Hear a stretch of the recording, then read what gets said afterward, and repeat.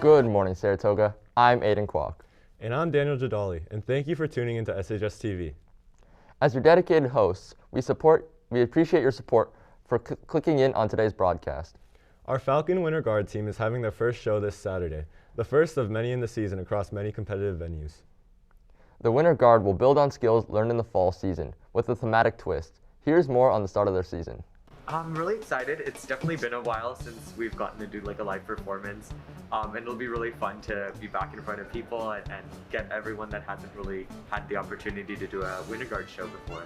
So we have rehearsal Tuesday, Thursday from 6 to 9, and then we have Saturday rehearsals, usually like 9 to 5, 9 to 9, 9 to 6, kind of depends on our schedule, but definitely a lot of rehearsal. I'm really excited, definitely giving all of these people that haven't really gotten a chance to perform in front of a Winter Guard audience a chance to perform, and it's going to be really exciting.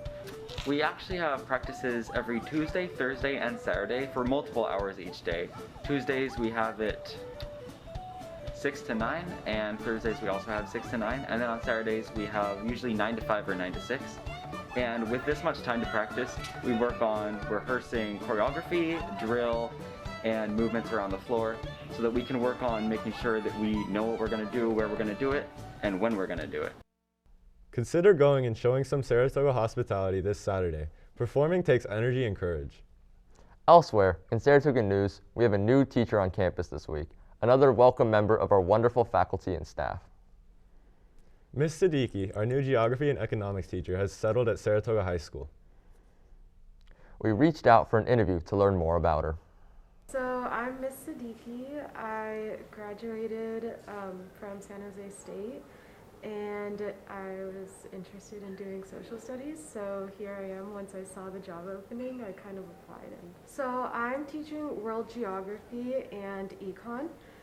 So for both those classes, I think I'm just trying to make it as relevant as possible. So for econ right now, they're doing create your own cafe. So there's different groups and they're coming up with ideas.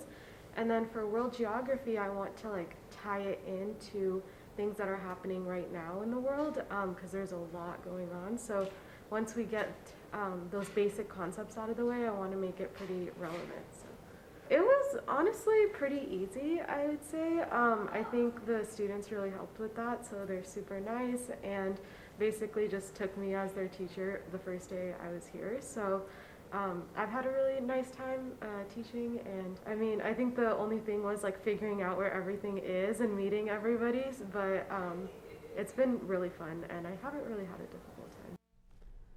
We look forward to getting to know you more, Ms. Siddiqui. It's a pleasure to have you here. 2 weeks ago, in the NFL, the conference championships ended with two victors moving on to the Super Bowl, the Rams and the Bengals. Let's see our students' predictions for the outcome for Super Bowl Sunday. I think the Bengals are going to win the Super Bowl. I mean, they have one downside is their offensive line, but I think Joe Burrow and Jamar Chase, they're a lethal duo, and they're about to win the Super Bowl. We think the Bengals are going to win the Super Bowl. I just think Joe Burrow is going to do really good in the Super Bowl. I think the Rams are going to win the Super Bowl because they've gone all out to get players they need to better their team to win the Super Bowl. They're in a win-win situation where the Bengals, I think, are a little too young right now, but should be back in the Super Bowl with years to come. I definitely think the Rams are going to win. Joe Burrow's young, but I think those veterans like Aaron Donald and Von Miller are definitely going to get to him, but I think they'll be back. But I think this year it's going to be the Rams. I think the Bengals will beat the Rams because of Joe Burrow. He's going to put on a masterful performance, and the Bengals will win 23-17. It really was quite a bummer losing to the Rams, but speculating about what could happen next, well, that puts a smile on my face. Don't miss it, Falcons, Sunday, February 13th. What about speculating on the quality and affordability of nearby restaurants? Right here in the Bay Area, a culmination of different cultures and groups of food have created a taste palette unlike any other in the country. To see how it measures up to these rigorous standards, our Toga Eats crew headed out to Florentine for some classy, delicious, and thoughtfully priced Italian food. Or maybe not. Why don't they tell you? Let's check it out. Hey Falcons, Toga Eats is back at it again with another local restaurant.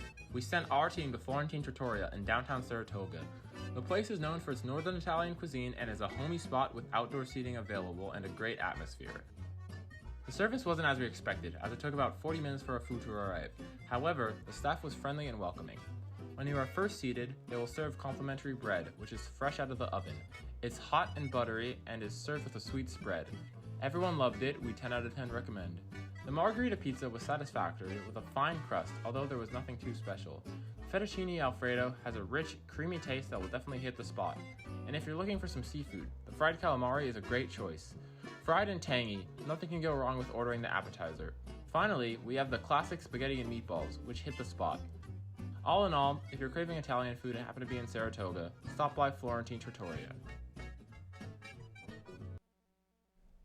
Last Thursday, January 27th, was International Holocaust Remembrance Day, the commemoration of the victims and survivors of the Holocaust. We spoke to Eli, who has agreed to speak more about Historic Remembrance Day and share his great-grandmother's story.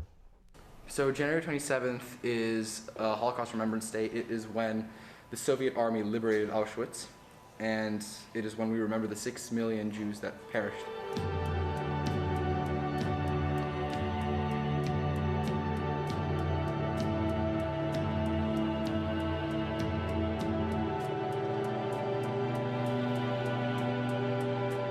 A little bit about my family is my great-grandmother, who passed away last year. She was in a ghetto, and she was being transported to a concentration camp, and during that transportation she escaped. By doing this, she unsewed her Star of David. She blended in with the regular crowd. She pretty much ran into the forest where she actually encountered a Nazi. He actually told her where the partisans were. It was a miracle. He didn't kill her. He told her where to go and hide. She became a doctor for the partisans, was given a machine gun. She spent the rest of the war fighting, blowing up train tracks, and was later awarded a Hero's Medal by the Soviet Army. I write stories about her all the time, and it hurts me to think that so much anti-Semitism is going on in this world. I mean, we have to remember that, and we have to respect that, and that is how I honor them. Thank you. Now, before we go, we have a quick announcement to make. Sophomore Joshua Sophorus and others are hosting a nonprofit fundraiser to help raise funds for blood-based cancers throughout the next 7 weeks. Donations are handled by Leukemia and Lymphoma Society. All donations and support are appreciated. The link is in the description below. It may only take a minute of your time, but it means the world to somebody else. Let's end cancer together. Well, I'm afraid we've already taken up our minute of your time. This is where we get off. I'm Jadali. And I'm Aidan Kwok. Thanks for watching, and we'll see you next time.